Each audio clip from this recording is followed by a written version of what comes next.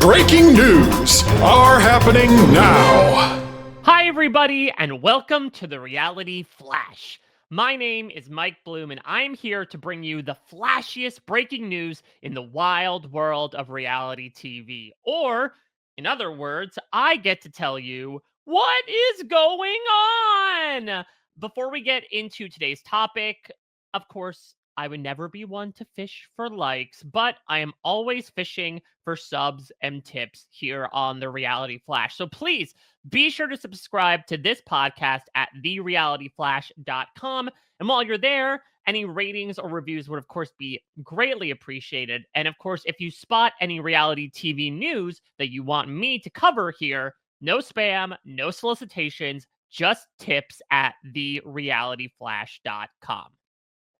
What would you do if your entire world turned out to be fake? If an army of writers, producers, and actors spent over a year creating TV's most elaborate experiment around you? If they plotted your every move, recorded it 24 hours a day, and put it on national television? So these aren't just the ravings of Rodney from Survivor on Instagram. They are also the words that kicked off the Joe Schmo Show back in 2003. And those words began one of the biggest hoaxes, not only in reality TV, but TV history in general. So the concept is simple. There are one or two normal people, or Joe Schmoes, if you will, who are cast in what they think is an actual reality show with actual contestants for actual prize money. The catch: every single thing around them is entirely scripted, from the cast to the challenges to even the eliminations. And now it is coming back for the first time in over a decade. The Joe Schmo Show has returned to our airwaves, having premiered its fourth season, or first season in the reboot, whatever you want to call it, last night.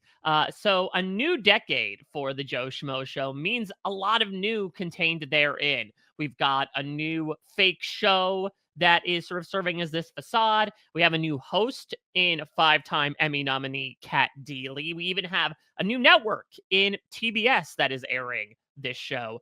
But despite all of the newness, the concept is still the same at its core: to pull off one of the biggest high wire acts ever constructed on TV and make one person believe that they are actively participating in what is one of the most objectively ridiculous reality shows ever constructed. But before we get into what this revival looks like, and I'm actually going to bring in a special guest to do so later on in the podcast, I think it makes sense to go through the origin and history of this show and what has gotten us to the point where it's being brought back from the dead. That way, you can grow with everything to know about Joe Schmo. So, the fall of 2003. Spike, remember Spike? Spike aired the first season of the Joe Schmo Show. So at its center was the titular Schmo, in this guy, Matt Kennedy Gould, who was this law school dropout who was currently living with his parents. But the Pittsburgh native had absolute nerves of steel when he chose to sign up for what he thought was going to be this new reality show called Lap of Luxury. In actuality, every move that was made by the host, his competitors, and the producers was planned out specifically and solely to gauge his reactions, to see how far this proverbial girder could bend before it broke under the absolutely ludicrous circumstances around him. The format of Lap of Luxury was akin to Survivor, actually. So every week, someone won a challenge and was safe through wearing this like immunity pimp coat. I really am not doing it justice by describing it as that. But then the group would vote to evict basically one of everyone who was vulnerable, everyone except the weekly pimp, I suppose, from this big mansion where they were staying, the Lap of Luxury. The elimination ceremony itself was an absolute stitch, as the host, Ralph Garman, held a china plate of the eliminated contestant and with the straightest face had to say, ashes to ashes, dust to dust, blank, you're dead to us, and then smash it in the fire.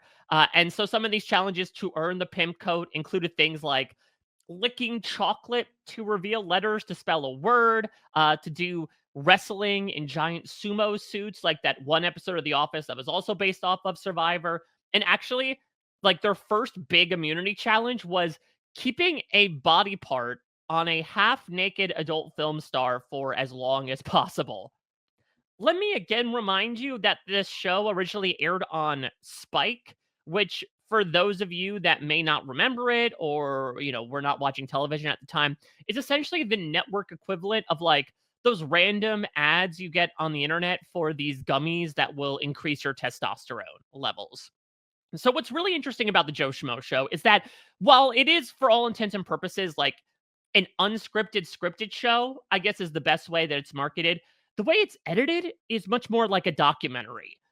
Throughout all the seasons that we've seen of it so far, we obviously get a lot of talking heads from the marks, I suppose, or the mats in this case.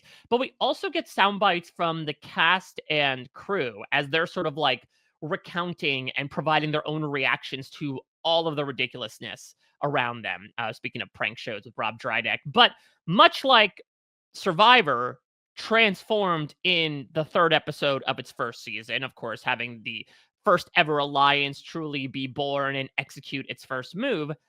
Ironically enough, in pretty much the same milestone, the Joe Schmo Show also really pivoted everything it was aiming towards. So, to provide a bit of background, there was a contestant who was recently eliminated. His name was Earl. He was a grizzled veteran. He was a clear send up of characters like Rudy Bosch at the time. But nobody really expected that Matt had formed this ultra tight relationship with Earl, which is pretty ridiculous considering that his name wasn't even Earl. But it got to the point where following Earl's elimination, Matt like sank down on the stairs. He was weeping. He was like bemoaning out loud if the $100,000 prize was worth any of the emotional turmoil he was going under. And it was then when the Joe Schmo Show changed as a concept for those that were in the weeds. Because up to this point, it had been essentially this like big elaborate prank show, right? Like, let's put this guy in increasingly ridiculous situations. Let's see how he's going to react. But then the producers kind of anticipated how much the audience would end up sympathizing with somebody like Matt because of how open his heart was and how earnest he was. And so they decided that the rest of the season was not going to be about punching down, but actually propping up. They rigged certain challenges moving forward so that Matt could actually win, try to, while still kind of making him go through the ups and downs of participating on a reality show, largely wanted to sort of showcase his morality. And this all culminated in the finale when the curtain drops and the entire charade is revealed, right? It was the moment we had all been waiting for. And as Matt's reality comes crashing down around him, all he could utter was this opening line that I quoted at the beginning. What is going on? And a legendary hit first season officially found its tagline at the 11th hour. The Joe Schmo Show was absolutely groundbreaking for its time. The genre itself was only about a few years old at the time that the first season came around, but this was far and away the most meta take we had done on the reality TV genre. I would actually almost compare it to like what Scream was to horror movies. The finale ended up actually being the most watched, I think, non-wrestling program on TNT or Spike, which granted is kind of like saying you're the tallest kindergartner, but still like that's a high accommodation for the episode to fill. And Matt ends up even earning a spot on Battle of the Network Reality Stars on Bravo a couple of years later. And to show again the caliber that he's, alongside now in the Pantheon, on his team in that show was Dr. Will Kirby, Sue Hawk, and even Theo Vaughn, who was then just a wee bit babyface.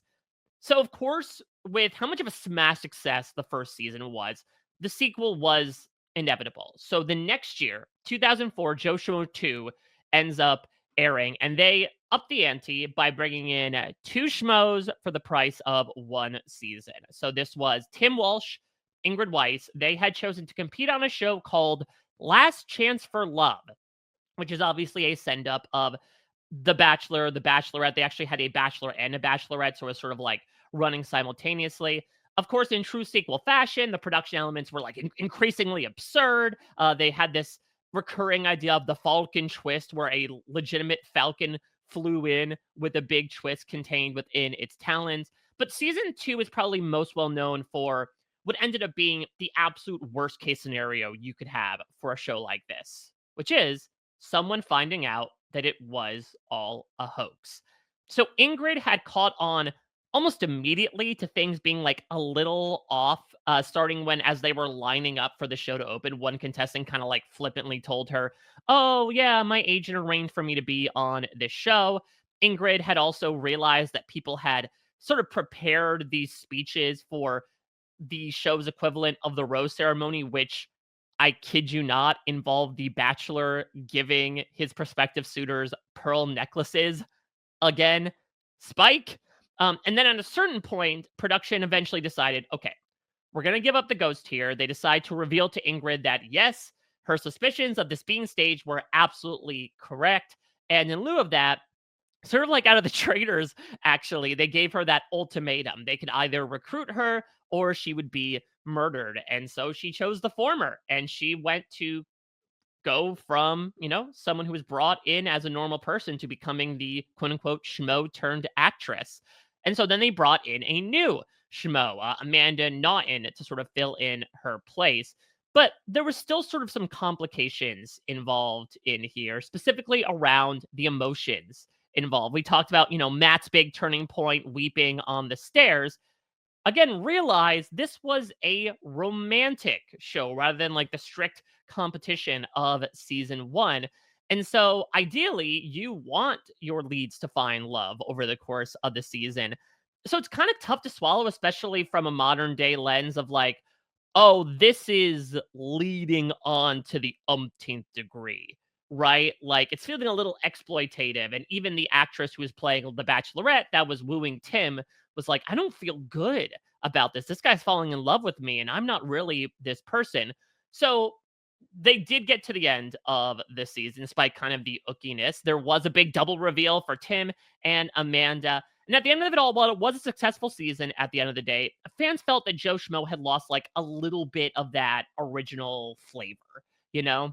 And perhaps that's why the show went away for nearly 10 years until out of nowhere, in the beginning of 2013, season 3 of the Joe Schmo Show just like suddenly pops up. Again, still on Spike. This is a fake show now called The Full Bounty, where contestants were thrust in the middle of Dog the Bounty Hunter like environments. This season, Schmo was named Chase Rogan, which actually does sound like the name of like an action hero or a bounty hunter. And the season actually featured its first piece of stunt casting with Lorenzo Lamas appearing as himself. What's interesting about the Joe Schmo Show is that generally they want to cast unknowns, right? Like they don't want to give up the ruse immediately of, oh, I saw you at the Comedy Store the other day. Clearly you're not the person that you say you are. But despite this, a number of its alumni would go on to prominence in the world of comedy and acting.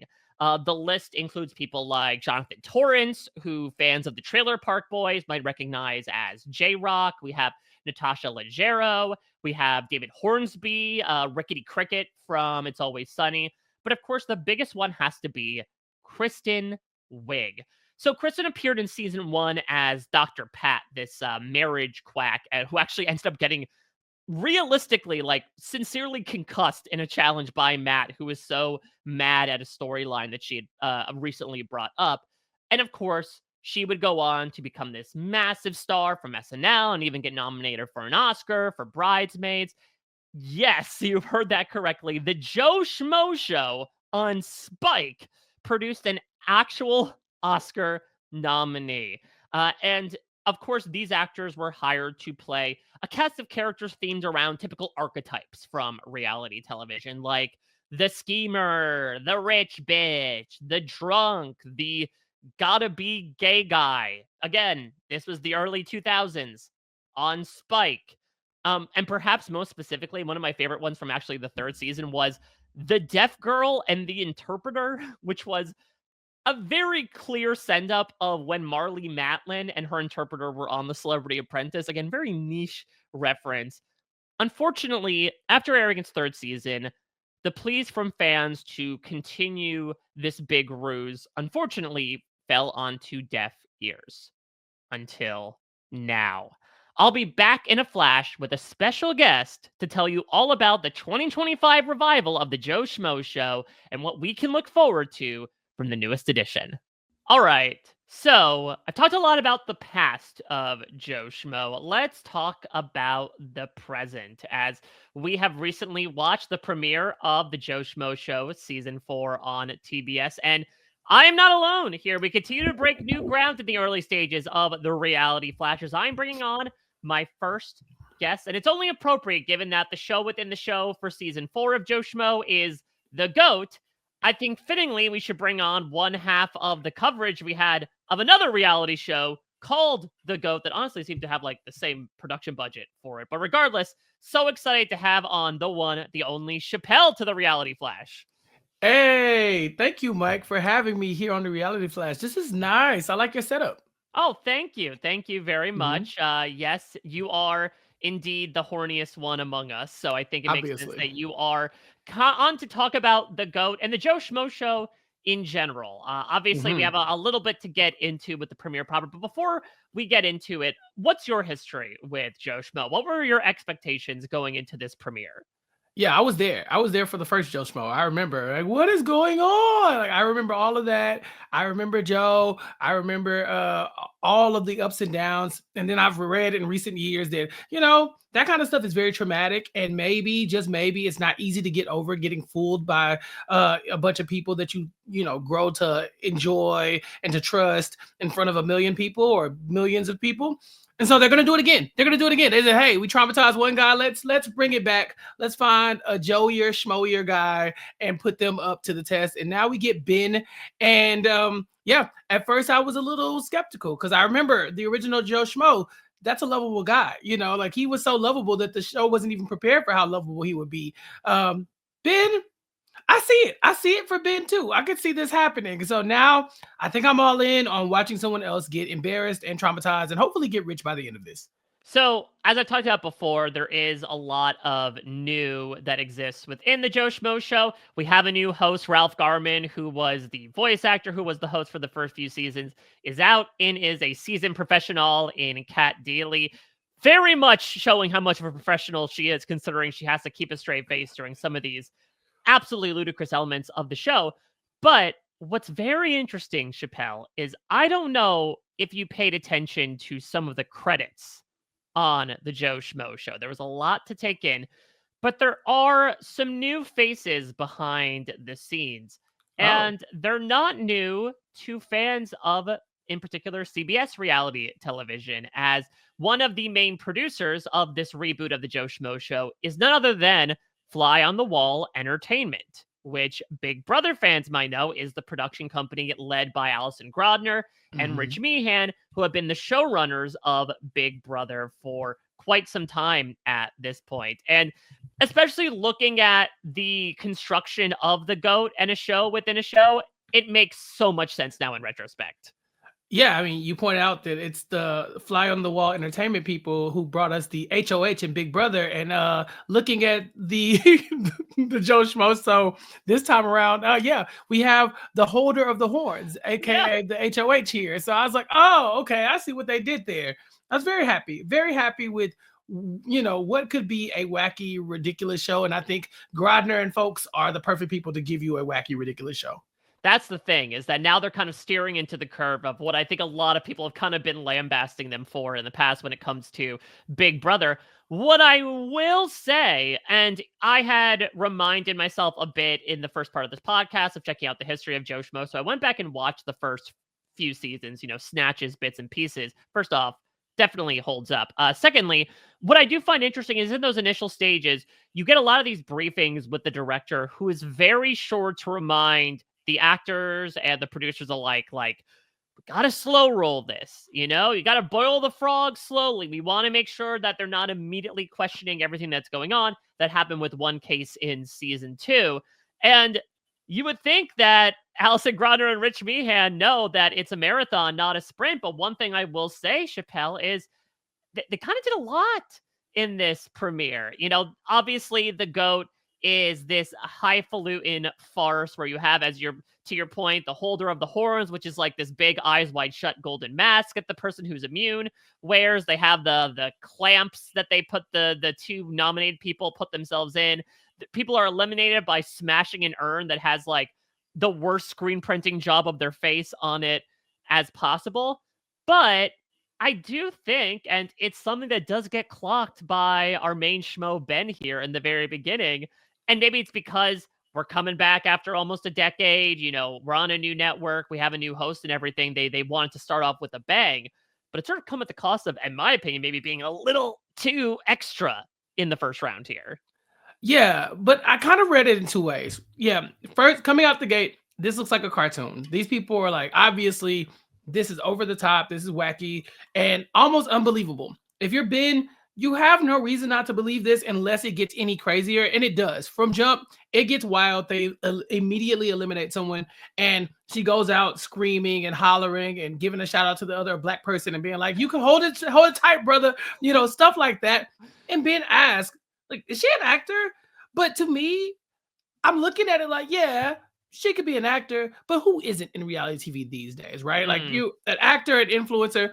The first time Joe Schmo happened, that was back when people thought reality TV was real and that people were coming on the show for the real reasons, for the right reasons, to be, you know, whatever that means on a show that you're trying to win a bunch of money for. But here, I think it's not out of the question to say, like, did production set this up? Did they set this up? We're still in a real game. But maybe they're sprinkling some extra stuff in here, you know, like an Ainsley twist, since we're talking about Big Brother, of people who aren't really in the game, who are just there for drama. Yeah, I mean, the other thing that Ben doesn't catch on to because he is in the line of fire and is more so freaking out about the chance of him going home first. But like, when they pull out those urns, shouldn't they have shown that to the actors ahead of time? Because you see at least like a third of the cast, Chappell, not be able to hold it together. They're corpsing like Jimmy Fallon and Horatio Sands on SNL. Now, maybe part of that, to your point, is like it's still relatively in character for them that they would think it's ridiculous. But at the same time, I don't know. There's a chance that things might not go right. I still think they're going to be able to keep things on rails because I do believe that Ben seems like a very nice, albeit sheltered kind of guy. But I don't know. The seams are starting to fray a bit in the beginning here. It's trying to stop yourself from laughing at the absurdity of the thing that you're doing. And I think that Ben himself is even laughing. He's there. So he knows I'm not an actor and I think this is stupid. I think this is funny. I think it's dumb. But when you have the entire cast fighting back tears to stop from laughing at the idea that this is about to happen, that these ridiculous pictures on these urns are about to get smashed, that Jonathan Lipnicki of all people is like an asshole and ruining his entire game and throwing it away. Just it's so bad that I think if I'm in the situation, I too am thinking, what did I sign up for? But I don't know if I necessarily think this is a big prank on me. Mike, you're an improv guy. Yeah. How hard would it have been to not laugh in this situation? Because I also know that you don't know when to not laugh.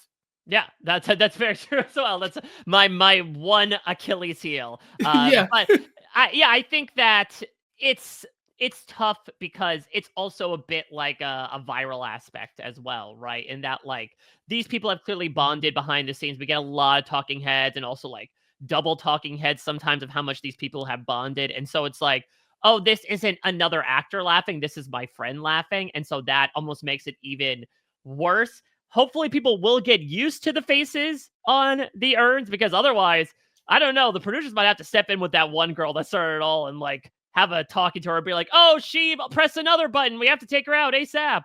Yeah. This was also absurd, though. Even just the idea that the elimination is you're getting put in the clamps of Capricorn or something like that, right? Yeah. The Capricorn clamps, and you're in a torture device, and you're just standing here locked up like some medieval, criminal, and you have Jonathan Lipnicki cursing people out, sitting right next to you and quoting Jerry Maguire. You know, like, how could you not laugh? Even if this was the most serious show in the world, I probably would be in tears as well. Yeah, so you talk about Jonathan Lipnicki. We continue from where we left off with our piece of celebrity casting. He's among, of course, our group full of some chuckle hearts, but still filling the roles of some of our reality TV stereotypes, right? We have the alpha, we have the YouTube prankster, the conspiracy theorist, there's the older woman that is there, the way too close siblings. I mean, a fun one and done appearance for Jonathan Lipnicki. His cameo probably weighed less than a human head did, but Mhm. very fun to have him just randomly show up and act like such an a-hole that he gets unceremoniously booted, especially right next to the hero of our story. Right. And it's like you brought in Jonathan Lipnicki and you say he is an actor. And so we're being upfront about there's an actor right here. And so I think it's to let your guard down. So where you're like, oh, okay, well, if they were just going to try to trick me, they wouldn't use actual actors that I could actually potentially recognize, right? With an IMDb page. So they throw him in there almost like this red herring. Because if you're so worried about him being an actor, maybe you're not keying into the idea that the rest of these people can be actors and actresses. To me, I think Kat Deely was another really good call for them Yeah. because this is my girl. Of all the hosts, Julie, sorry, Jeff, sorry, Kat Deely, that's my girl. I'm a So You Think You Can Dance OG, okay? So when you bring her in, I heard her voice in the voiceover, and I said, no, it can't be Kat. Because why would Kat Deely be tied to something like this? And so the fact that she's there, even though she's saying Shabuya he, it Shibuya really ho. just, yeah, it does add a little bit of, okay, Kat Deely wouldn't have signed up to prank me, like, so maybe I could let my guard down a little bit more. So, Chappelle, as I was watching this, I kept going back to, and maybe it was the corpsing on the brain, but this classic Lorne Michaels quote and question, why now? Because you look at the fact that we are in the third decade of reality TV, right? When Joe Schmo was first created, it was kind of as a way to lampoon the genre. It doesn't really seem like we're necessarily kind of in that mood as of late. In fact, reality TV has kind of gone from like this rebellious new upstart to the machine of television to becoming a cog in the system and a rather large one to that point. And, also the fact that you could argue now more than ever, we have people questioning the natures of what's around them, right? Of, oh, is this a Photoshop job? Is this a deep fake? Am I living Mhm. inside a simulation? Is this person a paid actor? Wouldn't it be more difficult to try to convince someone that everything around them is real? But then I think about the other side of things. First off, there's the timing of the fact that Jury Duty came around, which for those who don't remember was the big like Amazon freebie hit that was a mockumentary, but sort of a take on this, right? A long con, a deeply held hoax where one guy was put in these ridiculous scenarios without necessarily realizing it too. And it was one of the best shows of the year. And so there's also the idea that social media has kind of brought about this idea as well for all of us of like main character syndrome, right? This Mhm. idea of like, oh, well, I am someone who will go and film what's going on because I'm the hero of this story and I'm the aggrieved and whatever's happening, it revolves around me. So, like, maybe it is not necessarily outside the realm of possibility. I mean, hell, Chappelle, you just have to look at like the past decade of us as humankind to think, yeah, it's not exactly completely outlandish that I have to kneel on a cushion and put my hands and feet in and head in stocks and wait to see if my poor caricature artist of an urn gets smashed. Yeah, it's stupid, but it's not unbelievable because of the TV that we watch. We watch The Traitors, we watch The Anonymous. These shows that they're equally as wacky. It's just but because we know they're real, we're like, all right, we saw it with our own eyes. We saw it. We were not pranked. We're okay with that. Even the stuff on Big Brother. I mean, the stuff on Big Brother is so stupid that sometimes I have to question, like, dang, Rob hired me for the wrong reason. Should I be like, like, what are we doing here? So I think that if you're going to do this, this is the time to do it, especially when the premise is, hey, this is a show that is international and it's coming to the US. And so this is the first season ever of this The GOAT show. Now, mind you, there is another The GOAT, as you pointed out, but this particular one is supposed to be an adaptation of a Korean show, right? And so we see that all the time now. We get shows from international The countries Traitors and was stuff. was an international adaptation. Exactly. And they come over and now we have the US version. So it's not out of the realm of possibility that they would do something like this for a show you've never heard of because everybody else in the room has seemingly heard of it. I thought making him a recruit who didn't understand that the game already existed and that other people would be familiar with it was a very good idea too. So I think, much like the leisure suits that these contestants are wearing, the Joe Schmo Show is on the right track to being able to pull this off. Again, I think after a couple of hiccups, a couple of bleats, if you will, we are in full trot. And I'm very excited to see how we follow this up, how the circumstances will be both adaptable from Ben and the contestants and then also become increasingly ridiculous because they're going to throw more and more stuff out at the wall as a fly on the wall. Chappell, any other quick thoughts you have about the premiere of the Joe Schmo Show? No, this is insane. All of it is crazy. And the whole time I just can't stop thinking of our first Joe Schmo. He did not have a good experience. He had some ups and downs. I remember reading about it in several like publications and in books where it's like there were times where he was like, no, it was all fun and I made friends and it made me look good. And then there are other times where he's like, I don't know who I can trust, what I can trust. And I don't know if people still think I look like an idiot. And so I'm concerned about Ben, and I'm hoping that they take a little bit more care in this guy because the first Joe Schmo would probably say, depending on which day you ask him, that it wasn't the best experience, and I'm hoping that we would have a better experience for Ben this time around. Well, we'd like to hear from you all as well. What do you think about the return of the Joe Schmo Show? What do you remember about its past iterations? If you've watched the premiere, what are your thoughts by comparison? Do you think it could work in a 2025 lens? Be sure to let us know in the comments on social media. I love reading through them all, seeing your thoughts and even sometimes your miscellaneous recommendations like at Spicy Marco BB posted on the last video I did with a recommendation as to a new sign off for the show that I'm going to try out right now. And of course, again, if you see something, say something. If you have any reality TV news that you want me to cover here on the Reality Flash, no spam and no solicitations, just tips at therealityflash.com. Just tips at therealityflash.com. Chappell, thank you for officially, chomping this cherry. You have become the first guest on the Reality Flash, hopefully not the last, especially from your perspective. You're talking about a lot of reality TV and otherwise out there on your own and absolutely making it hustle. The true GOAT, I would say, of podcasting in many ways. What do you want to plug for the listeners out there? Go check out my website, recapkickback.com. Go check it out.